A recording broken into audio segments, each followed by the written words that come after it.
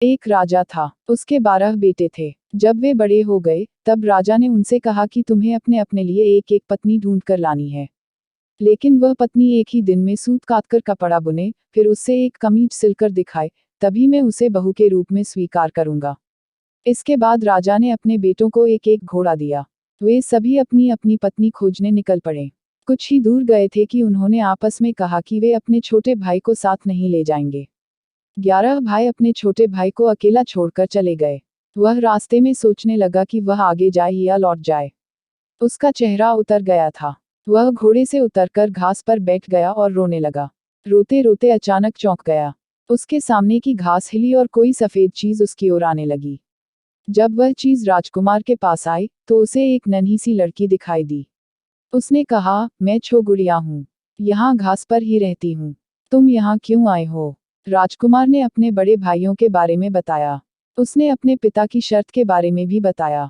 फिर उसने गुड़िया से पूछा, क्या तुम एक दिन में सूत काटकर, कपड़ा बुनकर एक कमीज सिल सकती हो? अगर यह कर दोगी, तो मैं तुमसे शादी कर लूंगा। मैं अपने भाइयों के दुर्व्यवहारों के कारण आगे नहीं जाना चाहता। गुड़िया ने हाँ कर दी। तुरंत ही उसने सूत काता, कपड़ा बुना और एक छो कमीज लेकर महल की ओर चल पड़ा।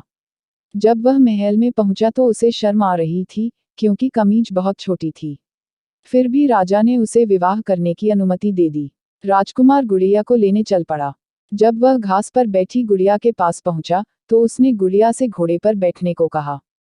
गुड़िया ने कहा, मैं तो अपने 2 चूहों के पीछे चांदी की चम्मच बांधकर उसमें बैठकर जाऊंगी। राजकुमार ने उसका कहना मान लिया। राजकुमार घोड़े पर सवार हो गया। गुड़िया चूहों के पीछे बंधी चांदी की चम्मच पर सवार हो गई। राजकुमार सड़क के एक ओर चलने लगा, क्योंकि उसे डर था कि कहीं उसके घोड़े का पांव गुड़िया के ऊपर न पड़ जाए। गुड़िया सड़क के जिस ओर चल रही थी, उस ओर एक नदी बह रही थी। अचानक गुड़िया नदी में गिर गई। लेकिन जब वह नदी के अंदर से ऊपर आई, तो राजकुमार के समान बड़ी हो गई थी। राजकुमार बहुत प्रसन्न हुआ। राजकुमार महल में पहुंचा, तो उसके सभी बड़े भाई अपनी अपनी होने वाली पत्नियों के साथ वहां आ चुके थे। लेकिन उसके भाइयों की पत्नियों का न व्यवहार अच्छा था, न ही वे सुंदर थीं। जब उन्होंने अपने भाई की सुंदर पत्नी को देखा, तो वे सभी जल भुन गए। राजा को पता चला कि बड़े पुत्रों ने छोटे राजकुमार के साथ दुर्व्यवहार किया है, तो उसने बड़े बेटों की खूब निंदा की। फिर छोटे बेटे को गद्दी सौंप दी। छोटे राजकुमार का विवाह गुड़िया के साथ धूमधाम से हुआ। अब छोटा राजकुमार राजा था और गुड़िया रानी। दोनों सुख से रहने लगे।